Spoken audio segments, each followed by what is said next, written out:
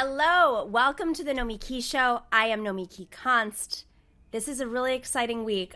We have, as many of you who've been here since the beginning, this is our first time doing a daily show. We are normally a weekly show.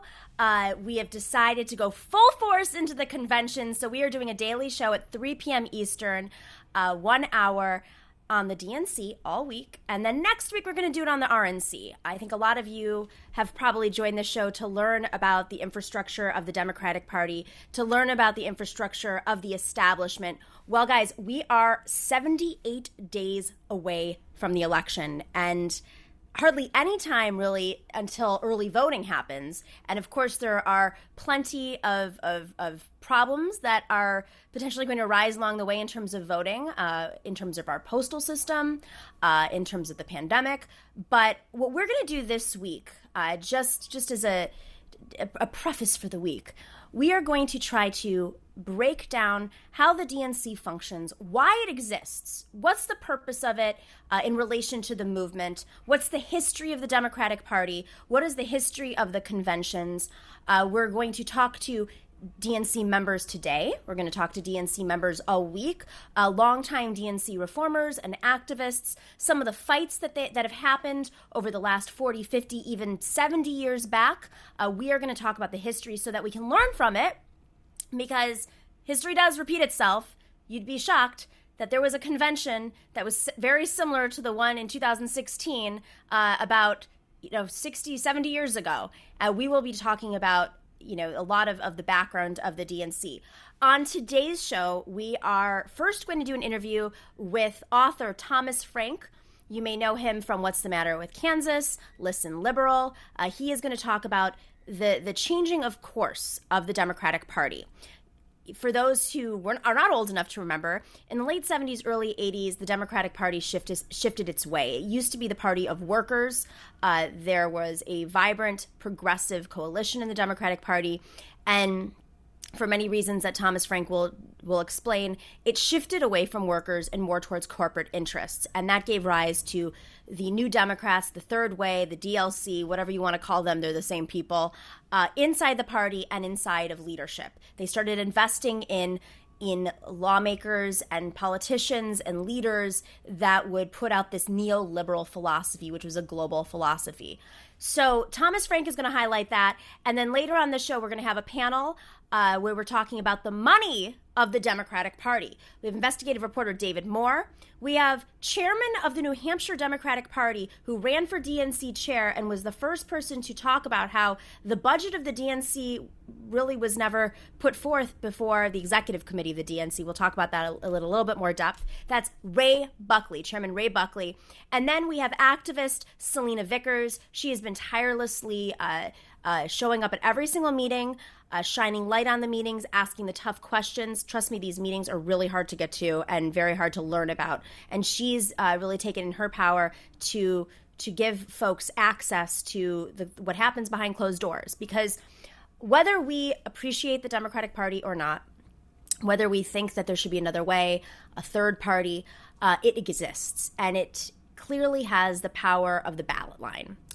And the way that the Democratic Party functions, which we will elaborate on all week, is it is still a corporation.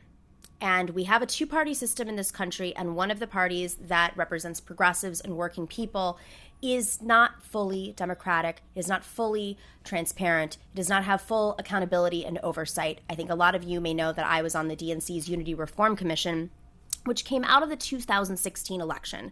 That came out of a negotiation between Senator Bernie Sanders and Hillary Clinton.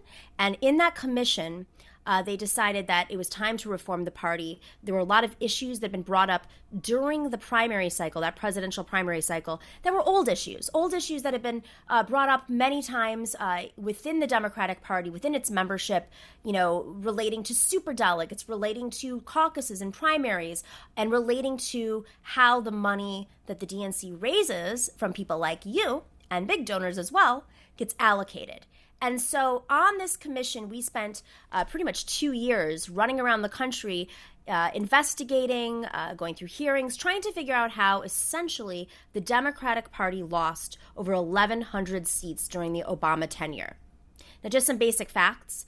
If there is a Democratic president, they are effectively in charge of the DNC. So they usually choose who the chair is.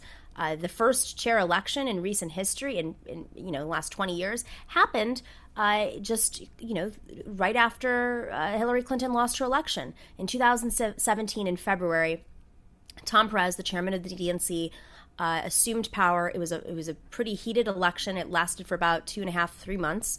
Keith Ellison was Bernie Sanders' choice, and there were many other DNC chair candidates like Pete Buttigieg, and then there were vice chair candidates as well.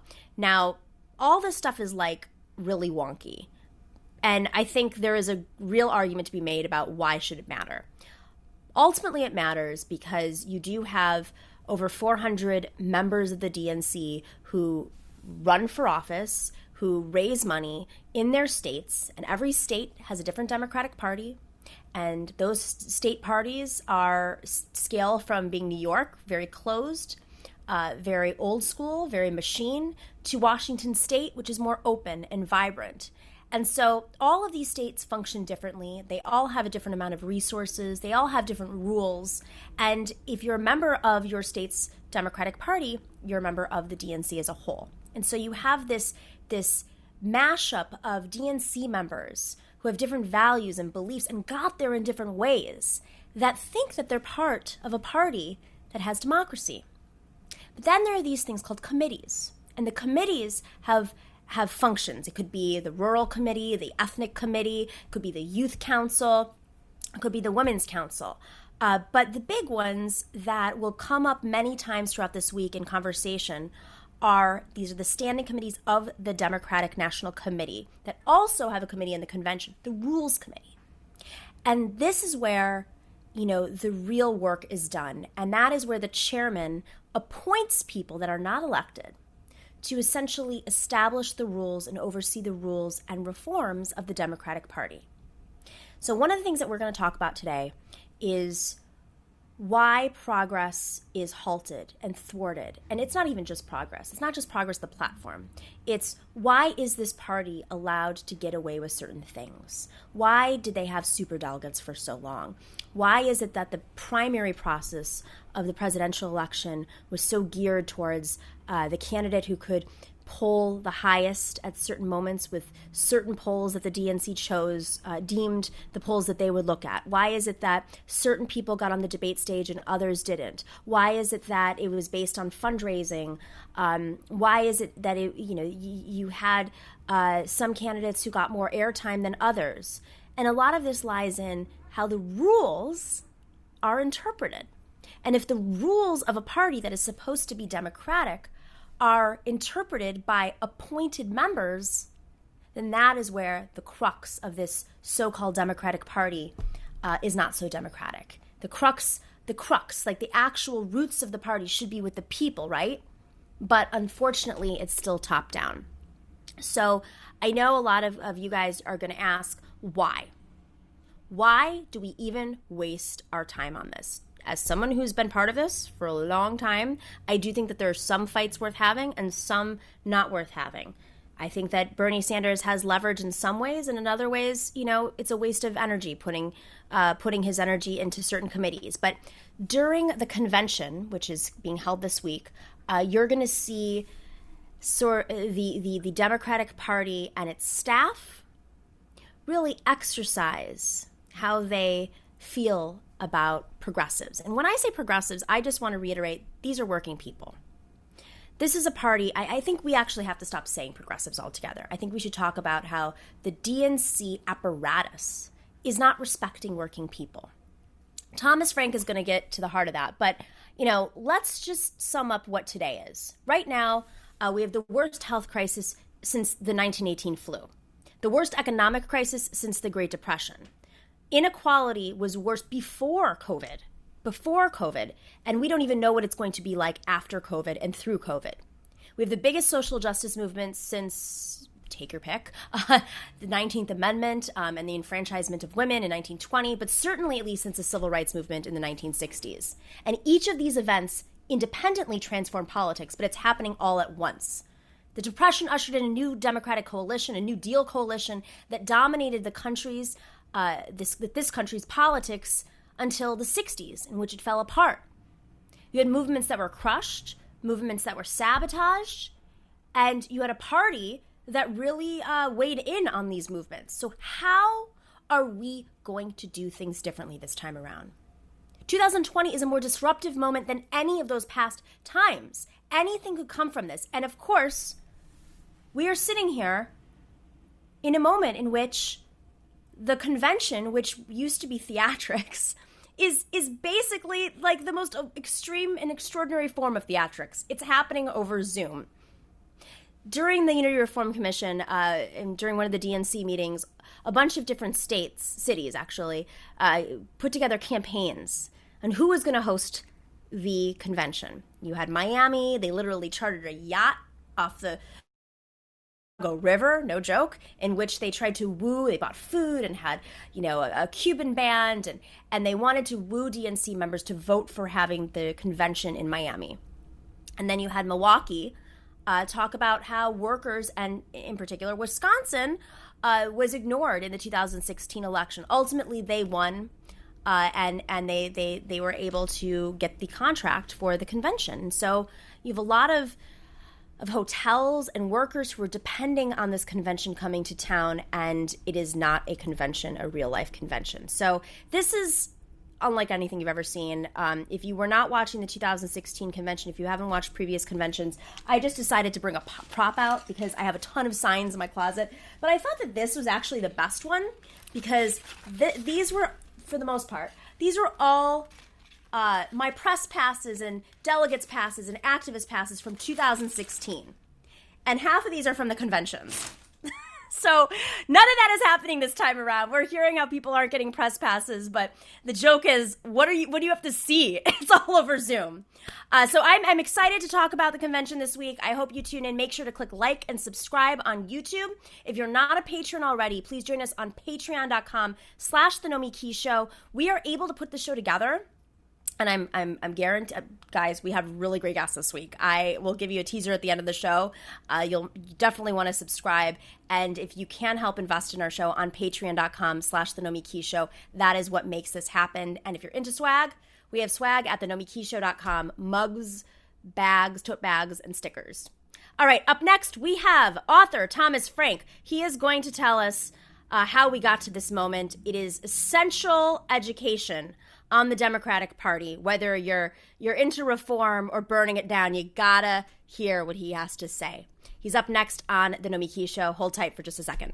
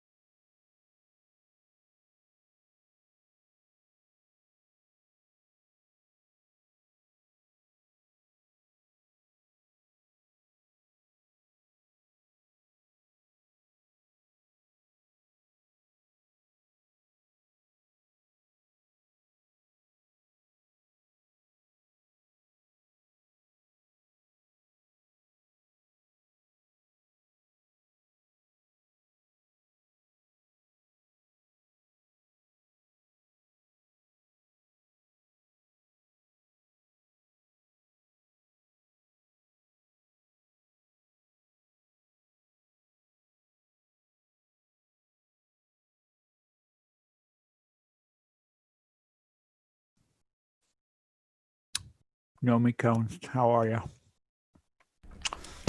Look who it is. I have no idea why it won't. It will not. I change my name every time I go on here, and it puts it back to my.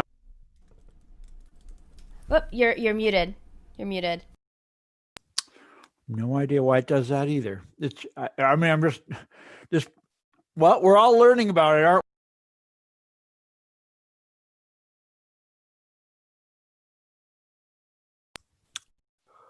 Oh,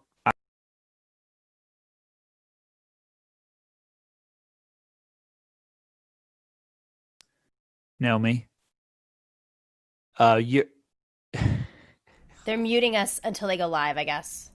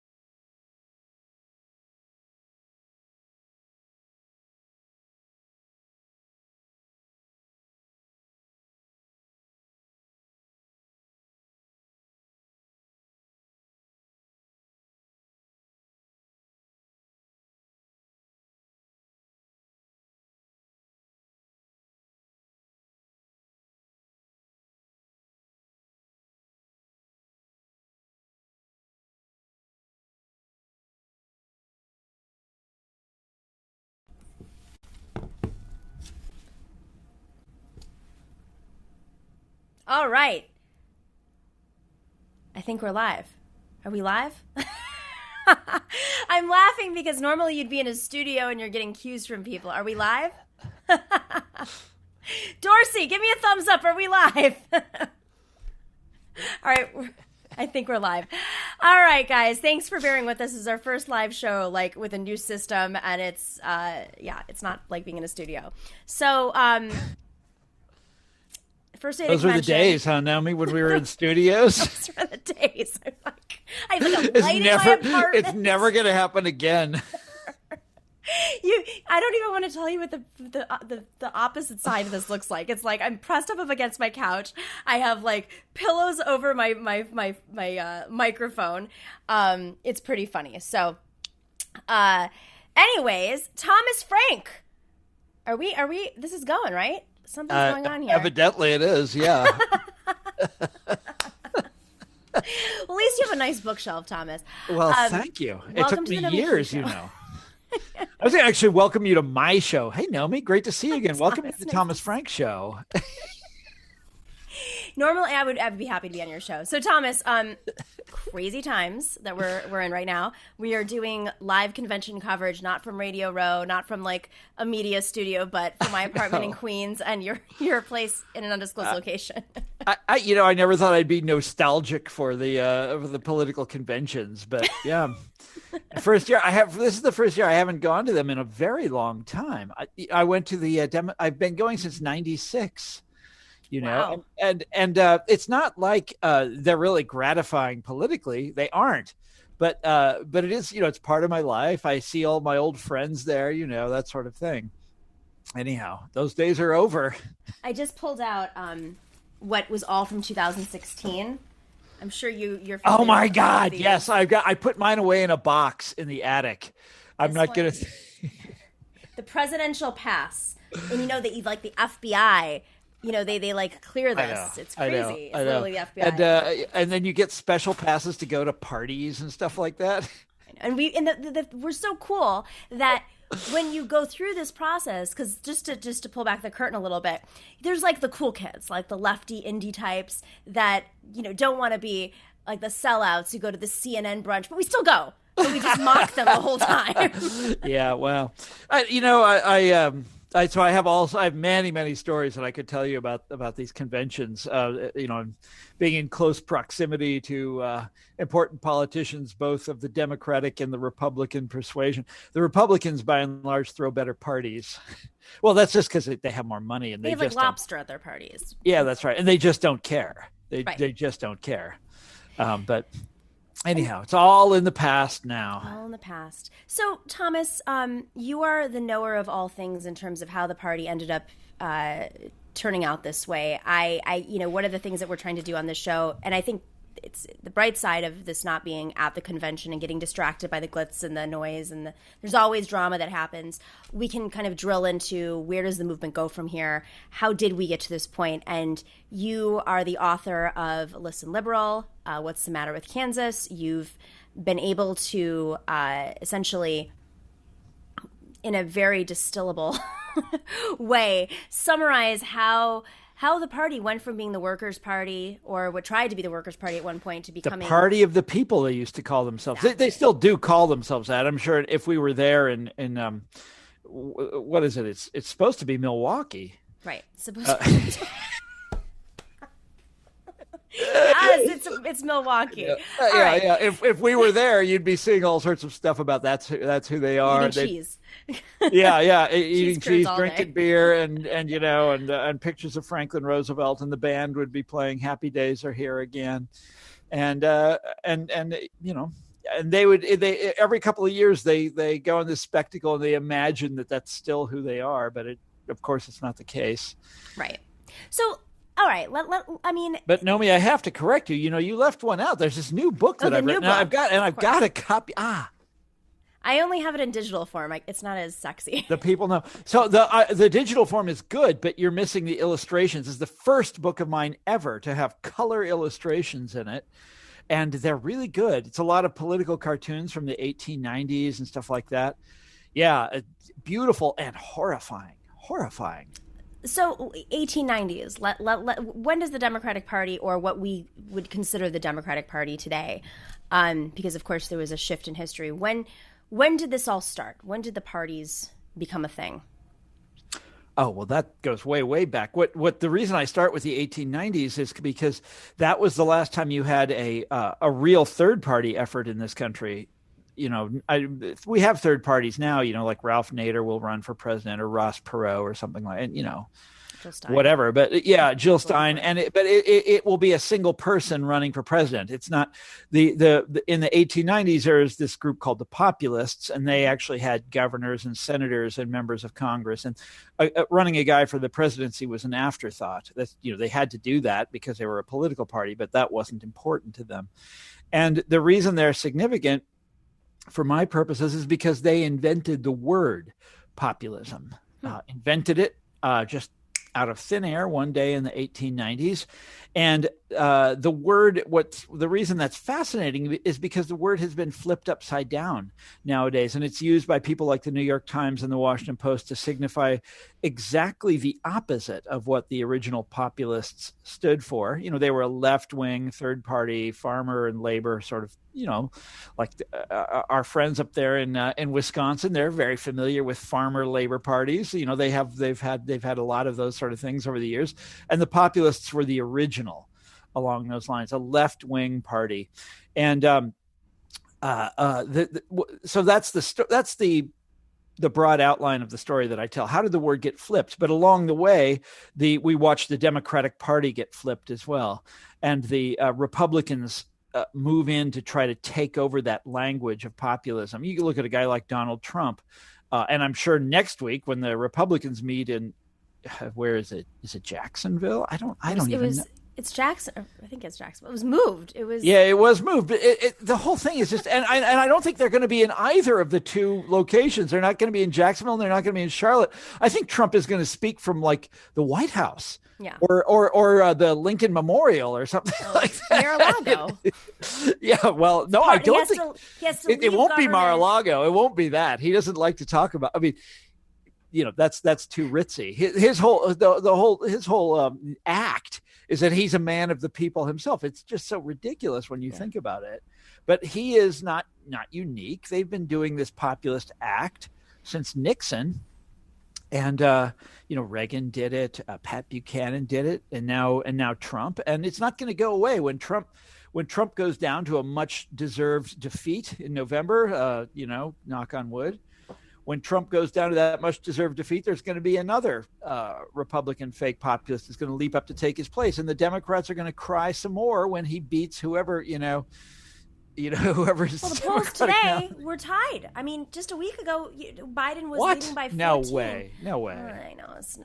I don't know. I mean, so how a man can't bungle an epidemic like this and still hope to be reelected. I mean, just on the fundamentals of it, you've got 10% unemployment, this mass die-off of small businesses. You can't, he can't be reelected in a situation like this. He's so utterly incompetent. At the end of the day, people want someone sitting in the Oval Office that right. knows something about how government is supposed to work, rather than a guy that just complains because his wishes aren't transformed into reality. You're not removing the postal boxes quick enough. Get to it. Come on. This is insane. And what I like to remind people, this has been going on for a long time. The Republican war on the Postal Service, a long time, and this is just only the latest iteration of it. Who loved the post office was the populists, the people in the 1890s. They invented, one of their inventions was rural free delivery, because it was a farmer movement. Right. And they wanted to have postal savings banks. They wanted you to be able to go into the all of these sort of things. They loved the idea of the post office. They wanted the government to run all sorts of industries in the way it ran the post office. And anyhow. So Thomas, let's talk. I mean, for so many of our listeners who have been introduced to politics through Bernie Sanders, either last time around or this time around, I mean, this idea of neoliberalism, if you're 18 years old, it's all you've ever known. Hell, I'm 36 years old. It's all I've ever known. But it really, it's like it brainwashed my part of the generation, and we had to break out of that. But if you're 18 years old today, you actually understand the differences between progressivism and populism and neoliberalism. So, I mean, going back to your book, Listen Liberal, which I think for the party right now, just talking about the divisions in the party, how did this all start? Well, it goes way back. So, but for our purposes, the important period is the late 1960s, the Vietnam War. The party was torn in two over the Vietnam War, because obviously President Lyndon Johnson was a very liberal Democrat, and also the Vietnam War was his baby.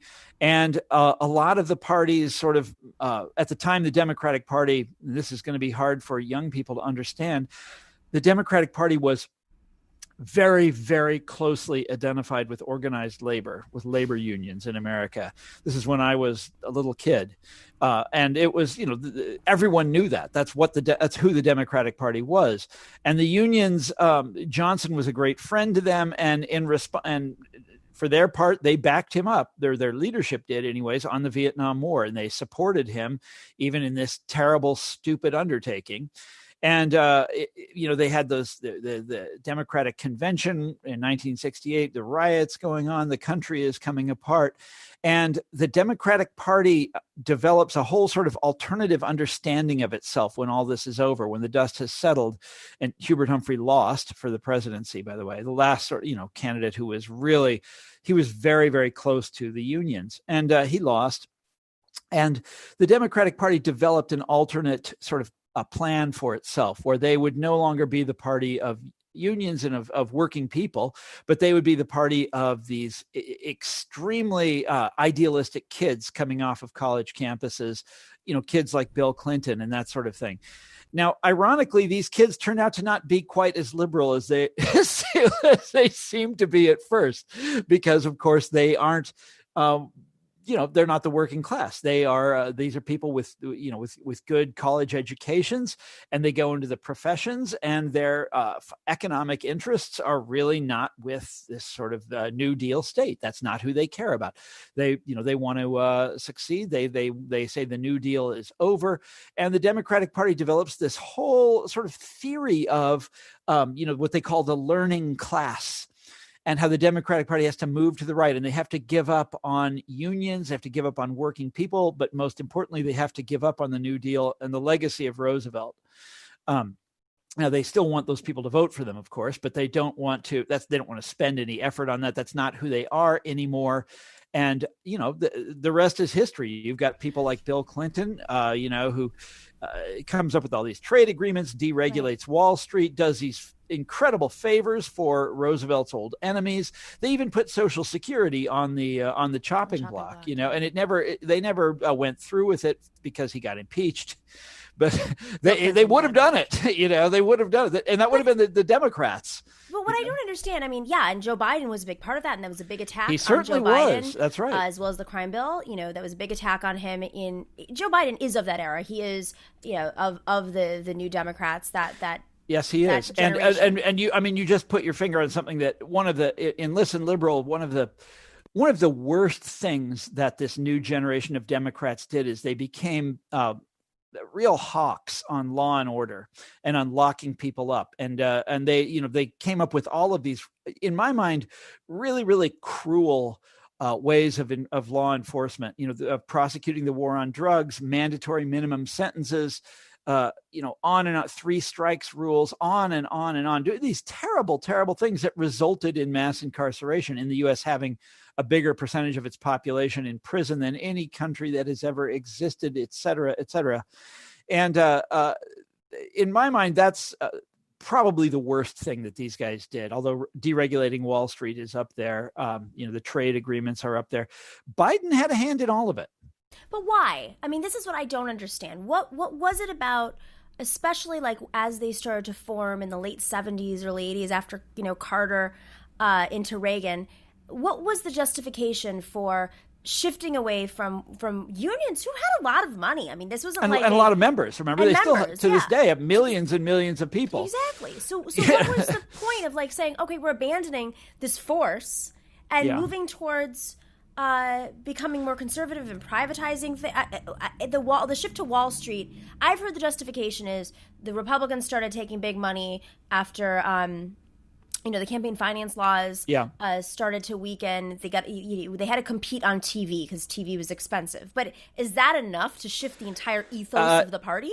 It shouldn't be, because there's plenty of examples in the past, and so the People Know spends a great deal of time on Franklin Roosevelt and the election in 1936, where he's outspent in a sort of astronomical way. The newspapers of America come together against him everywhere you turn. If you were a ordinary citizen in 1936, you turn on the radio and they're denouncing him again. The campaign against him is everywhere you look, and yet he wins in an overwhelming landslide, one of the greatest landslides of all time. And so what that shows, if nothing else, there's all sorts of lessons in 1936 for today. But one of the things that it shows you is that, no, you don't have to be the party with all the money. That's not necessarily the only position out there. But the New Democrats convinced themselves that it was that, well, look, Nomi, if you want to be really, really cynical about it, it's a lot more fun to be the party of money than it is to be the party of organized labor. You said it yourself. You go to the Republican convention and they're serving lobster.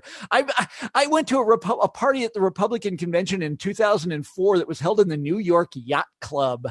And you know what? It was lavish. I went to a party that they had in Minneapolis in what year was that? It was 2008, and the Sarah Palin convention, where they had rented out a bar in some hotel and all they were serving was Maker's Mark. That was it.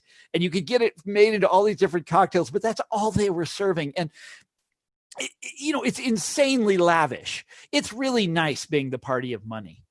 So that's all it was. Is they realized that, but back and just to right. But let's not take that really cynical tack, because that's not the whole answer. I think it's especially true in the Obama era, because you can get away. You can still be quote unquote woke, but also make money. But in the late 70s, they weren't even woke. Joe Biden, Bill Clinton, Al Gore. Well, Nomi, in my opinion, they aren't really woke now. It's just that's just that's just superficial. That's just But they're able to appeal to like a more capitalist, but think about diverse capitalism that is like it's a way to justify their capitalism and still be Democrats and not Republicans. But in the late 70s, right. and none of that. Right, but let's talk about the present for a moment, because this is how my new book ends. It ends with this chapter on what Democrats look like today. That I call it the utopia of scolding, where they're both a ruling class. They're not the ruling class because the ruling elite, this is a big country, it's very complex. There's a lot of different elites, but the liberal elite is a huge part of it. All of these people coming out of the fancy universities, the highly educated white collar professional class that is a sort of core Democratic constituency. They're not just an elite. They understand themselves to be a very righteous elite. So elites in the past would, there would always be a sense of guilt that they were to be a billionaire in a democracy, to be a billionaire in a country that produces people like Frank Capra, and Thomas Jefferson and that sort of thing. There's something disgusting about that. And there's something dirty about it. But to be an elite where you know that you are more moral than everybody else, and you're more enlightened than everybody else, and especially than the working class, the rank and file of democracy, those people are deplorables. They're irredeemable. They don't understand. They didn't go to good schools. They don't know the language. They're fundamentally unenlightened. They're in the grip of these pathologies. So you're not just a ruling class, but you're a better class.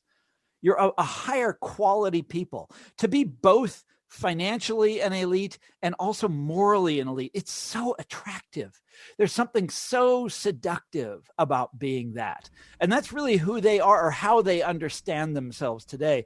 And you ask, why aren't they going to change when it's so obvious? Well, maybe you didn't ask that, but we would have come to that anyway, because it's so obvious, right? Like, who wants, you're running a political party. Politics is about getting more votes than the other guy. Right. Don't you want to be the group that is, you have to be coming up with some way of doing that. Well, no, they aren't really interested in that. They've got their utopia now. They're already in it. It's incredibly satisfying to be one of these people. They're not Trump. They're not Trump. Exactly. And they're very good at and they can just wag their finger at Trump voters and laugh at them and tell them to put their goddamn mask on, you stupid morons. And I'm sorry. I talk about this a lot, but believe me, folks, I wear a mask. Here it is. I'm going to step outside and put this on just to make sure it still works. Hashtag mandatory mask and universal health care. Okay, Medicare for all. Yes. Thomas Frank, thank you for your insights as always. But Nomi, we have just begun. We're just getting started here. Wait. I've got a proposal. Our show's an hour long.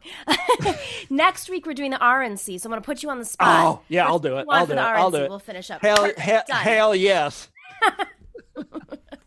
Thanks, Thomas. Check out Thomas Frank's new book. Got it? Lift it up. Show it to everybody. The people know. The people know. You can get it at any independent bookstore that delivers. And if you really want to. Oh, one other thing, Nomi, if you go on my website on tcfrank.com, I've got all the illustrations from the book there, so you can check it out. You get a good sense of what it's about just from that. I can't wait.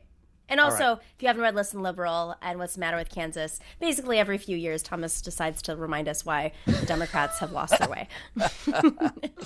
And the Republicans, they're both lost. It's all lost, Nomi. The Republicans are extinct. They're just, really good at holding on to power, having 4 people in control. Yes, Ben Shapiro is the future of the Republican Party. Oh my God. Don't even. Next week. All right. Thank you so much, Thomas. It's my pleasure. All right. Next up, we have a great panel of guests. Give us 2 seconds. We'll bring them on in. We're going to be talking about the mechanics of the DNC, the money in the DNC. But first, if you are not already, click subscribe and like on YouTube. We're a new channel, as you guys know. This is a big week for us, doing 5 days of shows, an hour show at 3 p.m. Eastern. Make sure to tune in tomorrow. We have some amazing guests. We have the chair of our revolution, John Nichols, talks about his new book, which talks about the convention that went awry, the convention that pulled out Henry Wallace, who was our vice president under Roosevelt.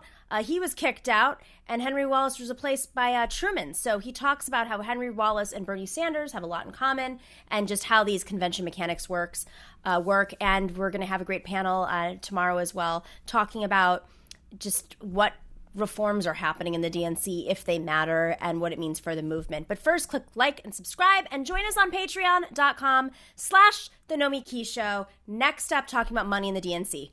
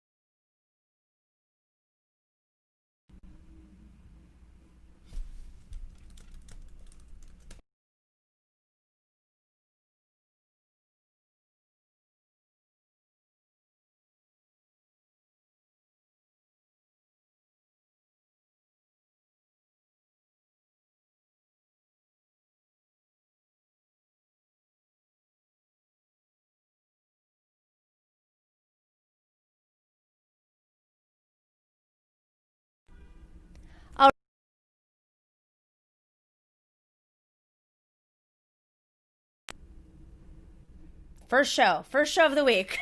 We don't have a studio. Welcome back to the Nomiki Show. This has been a crazy ride because we're not at Radio Row. We are not at the convention. I'm in New York, and so many of our guests are also not in Wisconsin right now for the show.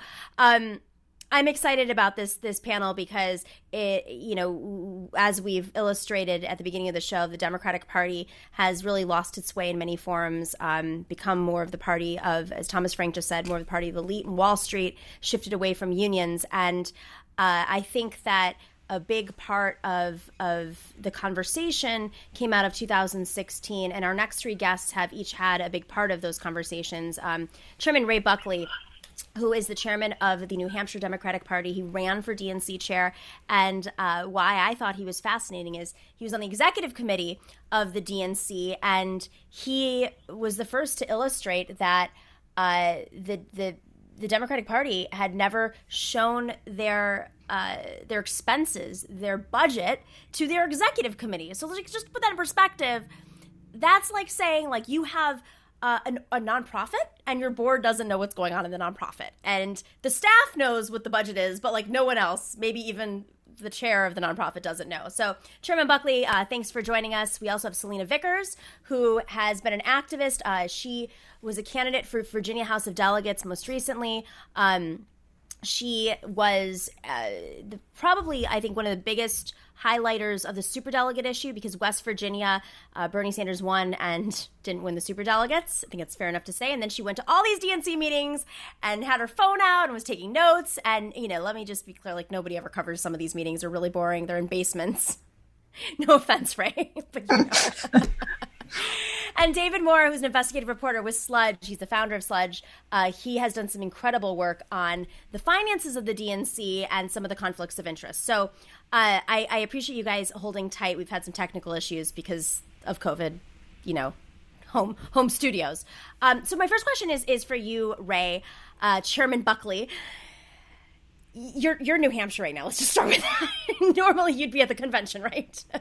Yeah, this is quite unusual for me. This was supposed to be my 10th convention, so it's very surreal. I feel terrible for all of the young people, the diverse people that we got elected delegates this time. We really made a huge effort to. 40% of our delegates are under the age of 40, and the majority of our delegates are diverse in some way or another. We just hit a home run, and then they get robbed of the opportunity. So we're working really hard to try to make the week special, but it really is. It's tough on them because a lot of them worked really hard campaigning and getting the votes, people to show up and vote for them. But yes, I am home, sitting in my dining room. This is the set that I've created to run the morning caucuses from, so you can kind of see a lot of New Hampshire focus on it, just because I want to give those delegates some sense of what it was like. And we tell little stories about past conventions and funny things that happened, stuff like that, just to kind of get them. There's always these moments. I've been pulling out all of my lanyards. I don't want to lift them up again because it's a mess. They're all connected. So Chairman Buckley, when you ran for DNC chair, you were on the executive committee, which maybe you want to explain a little bit about what the executive committee is, but also you highlighted how the finances of the Democratic Party had never been presented to the, not the whole membership, of course, not the whole body, but the group that really should have some sort of oversight and is guiding where the party goes, where they invest their money. And part of the reason you highlighted is there was all this money being thrown around in 2016 and before, and over 1,000 losses from the Obama era. So, I mean, can you talk a little bit about what it was like being on the executive committee and these finances? Well, I was first elected to the executive committee in 2001. So I've now been on there for 19 years. And when I ran for it, I thought, oh, wow, how my grandparents would have been so proud. Here I am sitting next to, Franklin Roosevelt's grandson and, other important people that Jim Roosevelt, who's in the news right now. Yeah. And then I realized that we really aren't asked anything or told anything. And each person who got elected chair said they were going to change things. then they got caught up into the Beltway machine. And while they might have had good intentions, it just has never happened. It's just really been very difficult. So that's why I, ran for chair, not thinking I probably was going to win, but I wanted to be able to push forward, because it wasn't just superdelegates. Superdelegates was one of like 40 really egregious things that should have been addressed, and some of them have been. And so we are moving forward, but we still have a long way to go to really reform. As I talked with you forever, there is a grip on the Democratic National Party by this consultant and corporate groups of people that are making millions of dollars, just millions of dollars off from campaigns. And so, and these consultants make money when they do advertising because they get a kickback of between 8 and 10%. There's no kickback for hiring a community organizer. And that's where we should have been investing money over the years. Now, I have to be honest, Tom Perez has done it. He actually has invested money in the party. We did very well here in New Hampshire in 2018. We won everything except for the governor's race, and that was very close. And the DNC was the largest investor in our court. Is that the money? I'm going to be a little tough on here, and I understand you're the chair, so you're in a position like that's wonderful. It's really made your party thrive, but this is like anti-Trump, movement. I mean, there's a lot happening here where people are turning out, and obviously with mail-in ballots, you're seeing voter turnout increase. But the level of money needed to build a party, is it enough to have a thriving party? And David, No. Feel free to kick in, because I know you've been doing a lot of the reporting on some of the finances too. Are you seeing the type of money you need to build a thriving party that recruits candidates from the bottom up? No.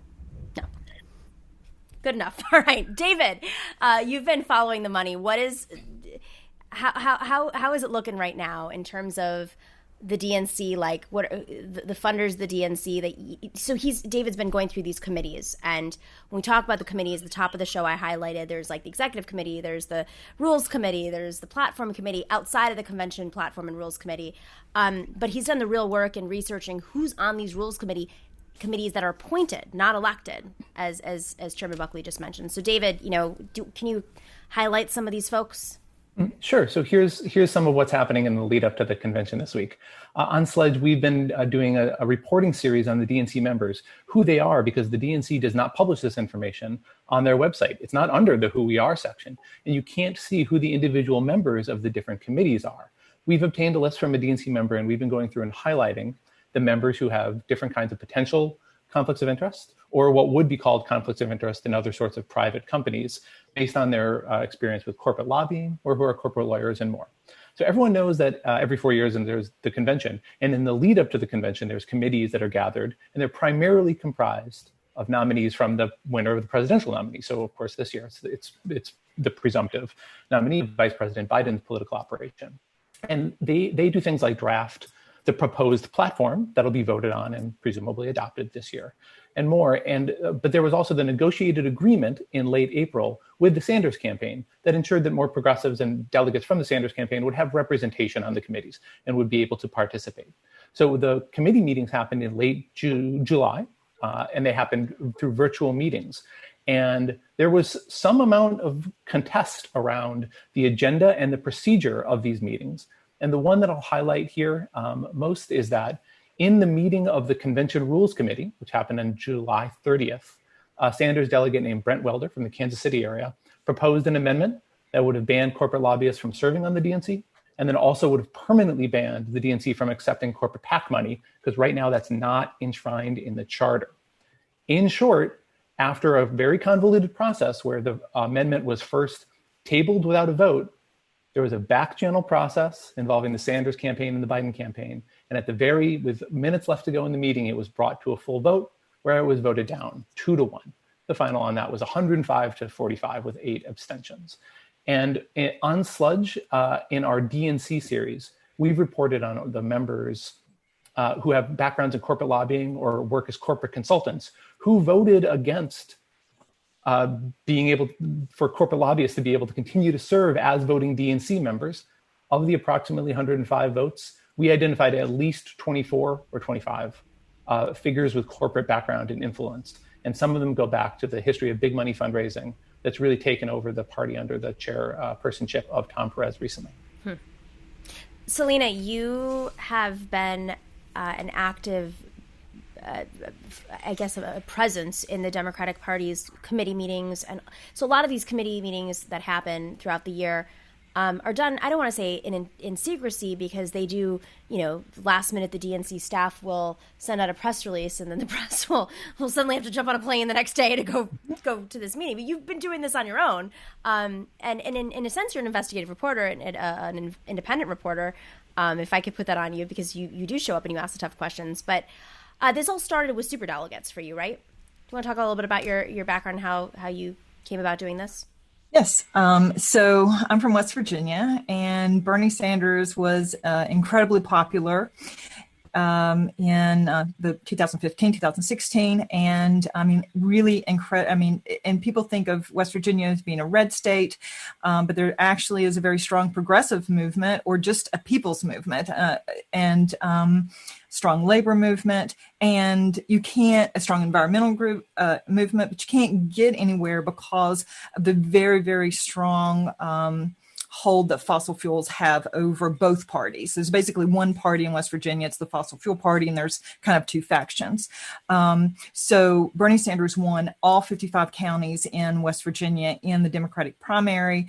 And when we went, I was a delegate for him when we went to the convention, we had 8 superdelegates, and all 8 superdelegates lined up. I mean, like, completely ignored the fact that Hillary Clinton only won 36% of the vote of the entire state. Bernie won every single county, and all 8 superdelegates said, "Screw you all. We really do not care what you think."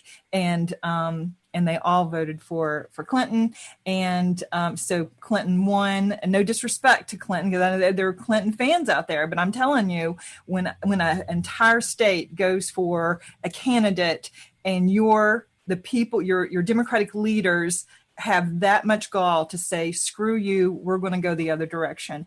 What that did was just completely told every Democrat who followed the party and was interested, your leadership does not care what you think. I mean, it was very, very clear. And when I, learned about the Unity Forum Commission, which you were on, I didn't know about the meetings because, as you say, I mean, you have to really, really dig to know. And I found out on a Sunday that the Unity Forum Commission, the third meeting, was meeting in Chicago on Thursday. And so I went. I made up this little flyer, and I went, and I I wanted to speak. Jen O'Malley Dillon wouldn't let me speak. She's now the campaign manager. I know exactly who she is. Yeah, she's the star of the Biden campaign. But yeah, I mean, I just went, and I wanted people to know, and I was very naive. I thought that I could go and explain what happened. So it's not just the superdelegate issue. I mean, that told people, stay home. We don't care about what you think. And so when people didn't come out for the general election, because they were so like, why vote? Because we voted and our vote didn't count.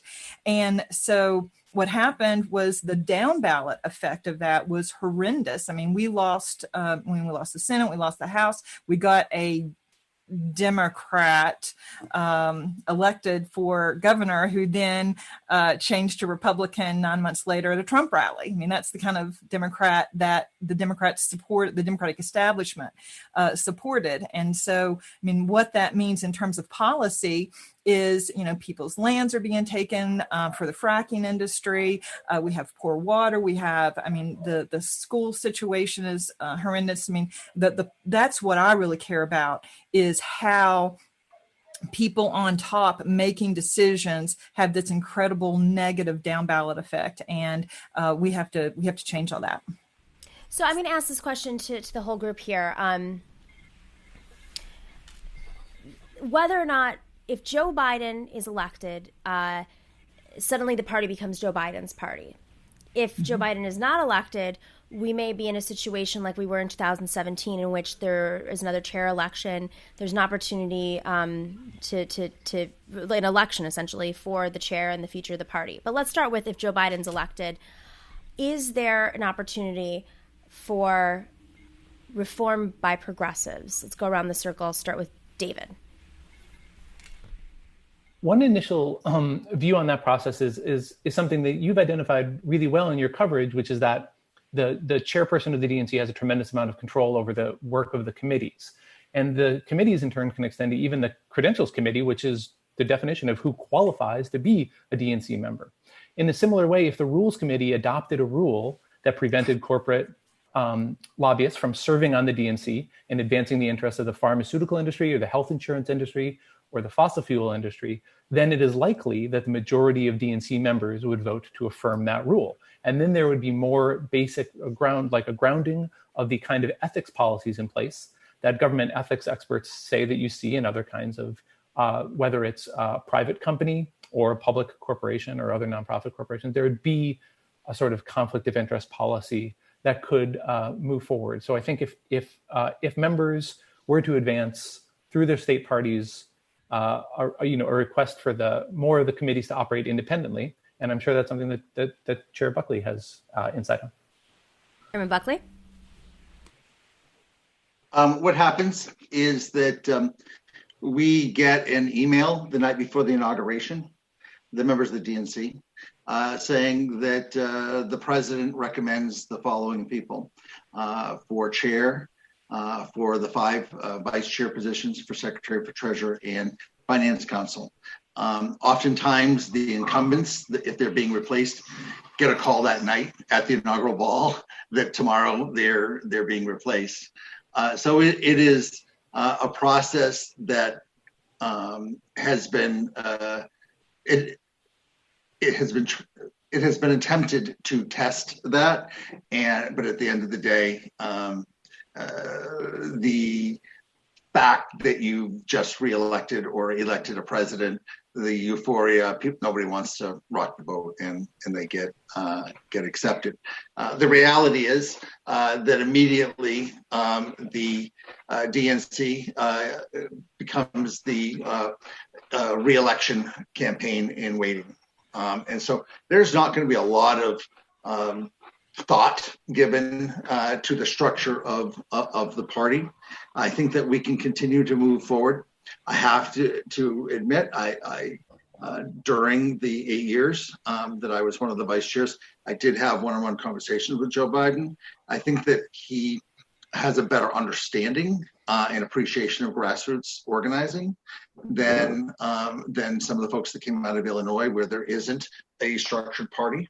And we talked a long time about that. So I think there's a possibility of moving forward to investing more in the grassroots.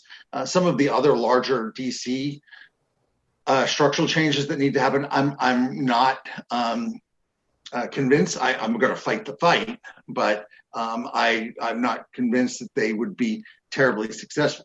Now, God forbid, we're not successful in November. That's when people need to put their personalities and their favorites or whatever aside and say, okay, we all have to work together to get a chair and not be divided up 16 ways to Sunday, which is how Tom Perez was able to be successful last time, by having so many people running. It was a historic number of people running. As you know, I withdrew in the closing weeks and endorsed Keith. But the state party chairs and vice chairs and the DNC members were all split up. They were not unified like we were when we put in Howard Dean in 2005.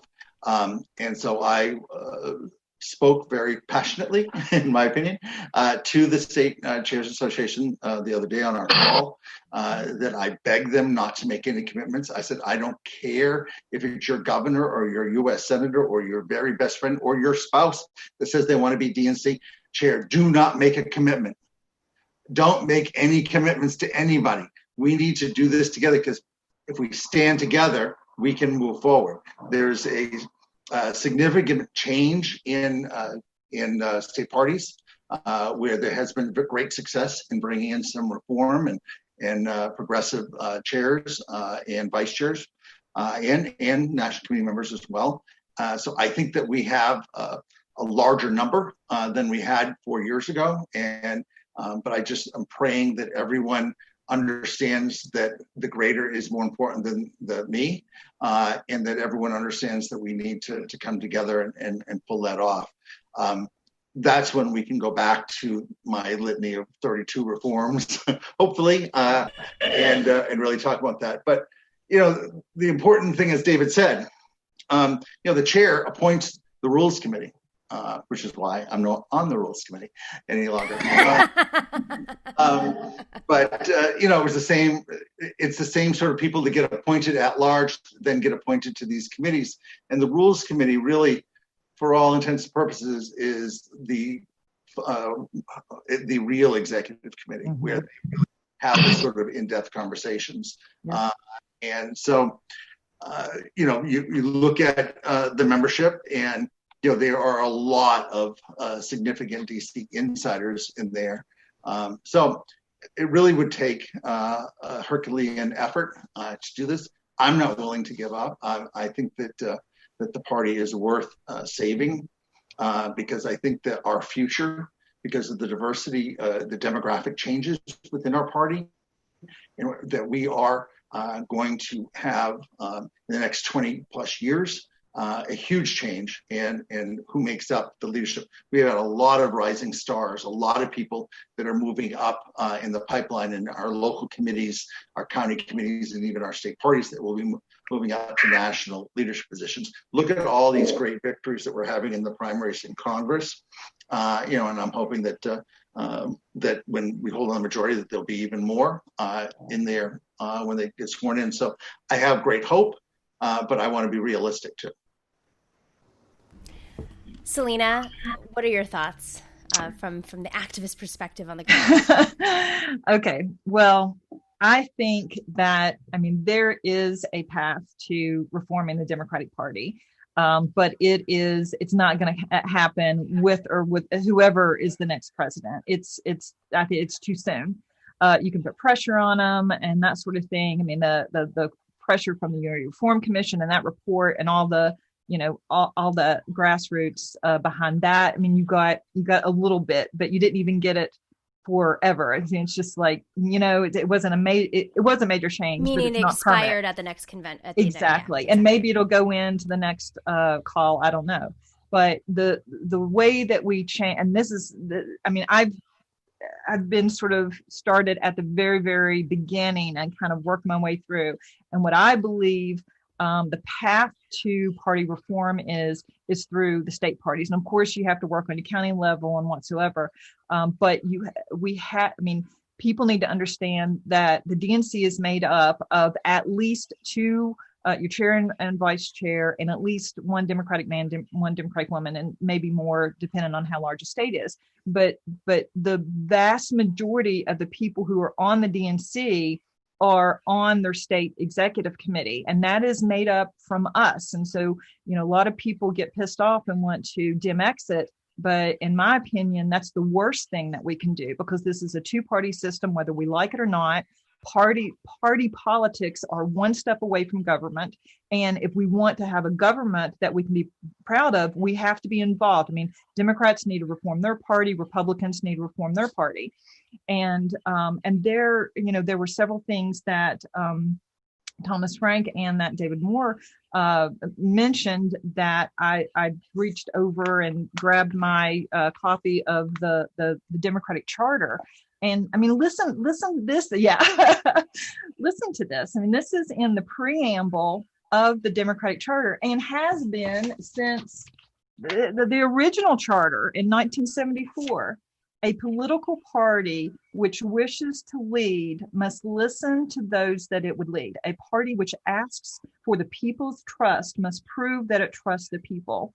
Now that's incredible, and we don't hold them accountable to this. And there's an enormous amount of things that are in this charter that I just really learned in the last year and a half that there are rights that we have as Democrats that we don't know about. Mr. Moore was saying a minute ago that he couldn't find out the people on the standing committee for a convention for rules. I mean, in the bylaws, there's a whole section on participation of all party affairs. And it says that we have the right to know when meetings are. We have a right to be able in the party policy, to participate in party policy and where rules are formulated. How could I participate in how rules are formulated if I don't know who's on the rules committee? If I can't go to a website and see my state doesn't even, I mean, I happen to know it because I, follow all that stuff. But if I was a regular person and I went to my website, my party website, I wouldn't know who was on the rules committee or who was on the platform committee. You know what I mean? But I sure as heck get information when they need a donation about something. You know what I mean? It's not that they don't have my information. They have my information. They choose not to inform me. And until we elect people to our state party that are going to then, I mean, that's the first thing. We have to get people in our state party that are going to follow the rules, allow people to fully participate, and then get those people into the DNC. And that's going to take a process, and it's not fun. And you go to meetings and you have people look at you and say bad things about, get accused of really horrendous things. You're trying to destroy the Democratic Party because you ask them to follow their own rules. So nothing's going to change in January, I don't think. I mean, and there might be these incremental changes, but the major change comes when we really heavily dim enter and take over the party. Thank you all. I couldn't agree more. I think it's a very wonky conversation. I'm sitting here with the rules too, because I was like, listen, if you guys want to talk about the DNC, let's talk about the DNC. So this week we're talking about the DNC, but it's extremely wonky and it's rooted. But I mean, ultimately, I mean, there's a reason why I thought you guys would be a great match. It's rooted in money. It's rooted in how the committees work. It's rooted in democracy. It's rooted in how the state parties function, because ultimately the DNC is, for the most part, not entirely, a membership-based organization. And depending on how your state works your membership and how you can get elected is how the Democratic Party functions. And I'm glad that, Selena, you said it's a two-party system right now, and it's what we're working with. But I think, the big question is it in time? Is it in time to fight off climate change? Is it enough to fight off Trump and fascism? Is it in time to deal with, the existential crises that so many communities, Black and brown communities in particular, are facing? And I think, we always have to root it back in those issues. But I want to thank you all for joining our first DNC show. And hopefully we'll have you back on very soon. And just thank you for all of your work and your commitment, and good luck this week, Chairman Buckley in particular. Thank you. Thank you, Nomiki. Thank you. So, how do we manage this? There we go. Zoom. So, we are going a little over, as you guys, those of you who stuck around, thank you so much. And thank you to those of you on Super Chat, S. Blackmore, Tico Todd, and I apologize, I don't have my glasses on, Cody, Art, always there, the Ufio Answer, and Chutur Landlord. I hope I said that right. Thank you for your love for the show. I am very excited about tomorrow's show.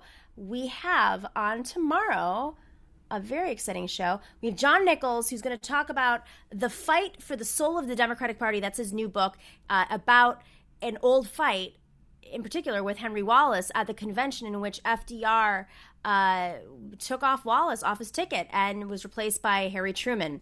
And then Wallace went on to run as a third-party candidate. So great questions for this time. And then later we have talk about, it's DNC time, so we're going to go all in for the DNC. We have Larry Cohen, who is a friend of the show, and he's the chair of Our Revolution. He was also the former president of the Communication Workers of America and International.